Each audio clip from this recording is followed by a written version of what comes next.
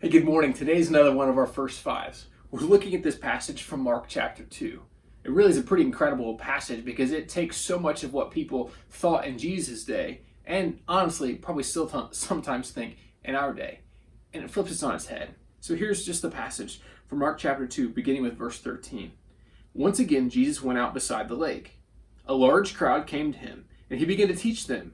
As he walked along, he saw Levi, son of Alphaeus, sitting at the tax collector's booth. "Follow me," Jesus told him, and Levi got up and followed him.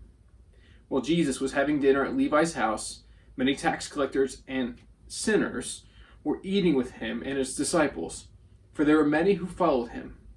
When the teachers of the law, who were Pharisees, saw him eating with sinners and tax collectors, they asked his disciples, "Why does he eat with tax collectors and sinners?" On hearing this, Jesus said to them, "It's not the healthy who need a doctor, but the sick. I have not come to call the righteous, but sinners." This is a pretty incredible story because first it begins with Jesus teaching and he invites Levi to be his follower. He says, "Come follow me." It would have been obvious that Jesus was a teacher and one who taught with authority, as he would have crowds listening to him. And he says to Levi, who's a tax collector, who really is kind of an outcast in his society. Because anybody who takes the money, none of us really love the IRS, but we give them our money because we have to, right? No one really wants to probably grow up going, "I really want to work for the IRS someday. I want people to not like me." Now, there's a whole lot behind that in Jesus' day and the systems there, and I'm not going to get into that this morning. But what I do want to say is this: no one was inviting Levi to follow them. No one's saying to Levi, "Hey, you know what? I see some potential in you. I think God's got something unique in store for your life." But Jesus saw Levi. Jesus saw his potential. Jesus sees us and he sees our potential. And he invites us to know him in such a way that we begin to enter into the fullness of life and all that he has for us. And then the scene fast forward, so Levi throws this big party, because what else are you going to do if someone sees potential in you? And he has this big party, invites Jesus over to his house, and there's all these other people there.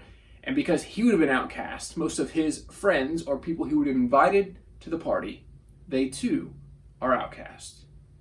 They're the sinners, the ones who are on the margins, the ones who, even if they had a lot to do financially, they didn't fit in the religious culture of the day. And so the religious people of the day, the Pharisees, who were just trying to follow God as they understood him, they see Jesus there.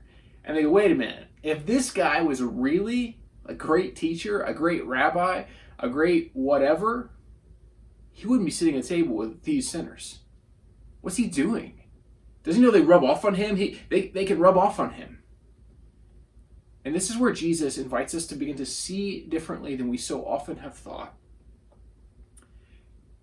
He overhears them speaking and he responds, "It's not the healthy who need a doctor, but the sick. I'm not come to call the righteous, but sinners."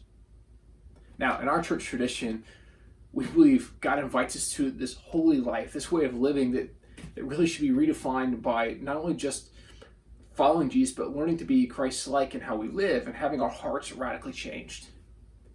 But in that, sometimes we've bought into the bad part of that. And here's what I mean by the bad part of that. We become so pious, so rigid in our way of life, that we miss this invitation to know and love others. Now, what Jesus is really remarkably known for is Jesus could go into any situation and he was not changed by the situation. He was not influenced by those who he was necessarily around. He was the influencer. It's the same thing that I've often talked to people about. Well, if we don't come to know people who are not like us, if we don't come to know people who maybe don't live the way we think we're called to live, or maybe they have patterns and habits in their lives that you and I know might lead to brokenness in our own, and so we choose not to live that way, that doesn't mean we shouldn't have relationships with people.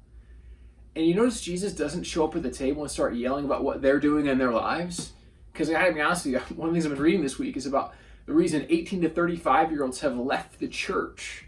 And the reason is the hypocrisy they see, the judgmental attitude towards those outside the church. Forget those inside the church. And I think Jesus models for us in this moment a way that we're called to live. See, we can gather at the table with all kinds of people. Doesn't mean we agree with everything in their life or we're going to embrace everything they say is ours. We don't have to. That's not what love looks like. Love, though, can sit at a table with anybody and have a conversation and be gracious. Love can go to anyone's house because you're invited. There may be certain things you don't partake in, but it doesn't mean you can't be present with people and engaged in their lives. You know, one of my favorite quotes is from Andy Stanley, and he says it this way. He says, Jesus was most liked by the people least like him, aka tax collectors, the sinners that are listed here. And he was least liked by the people most like him, aka the Pharisees, the religious people who are trying to be good church people of the day. And so here's the challenge for us to recognize Jesus was most liked by the people least like him, and least liked by the people most like him. So may you and I follow in the footsteps of Jesus. May we love people where they are. May we see the potential that God sees in all people. May we love them as they are, where they are, and let God guide and direct their lives. May we invite them to become, as I said the other day in one of our first fives, may we invite them to be followers of Jesus, to know the depth of God's love for them. Because Jesus sees that potential. Jesus enters into a relationship with all people.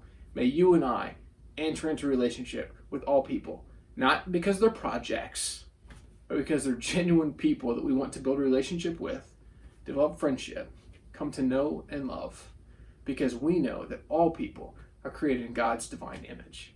May you have a great day. We look forward to connecting next time.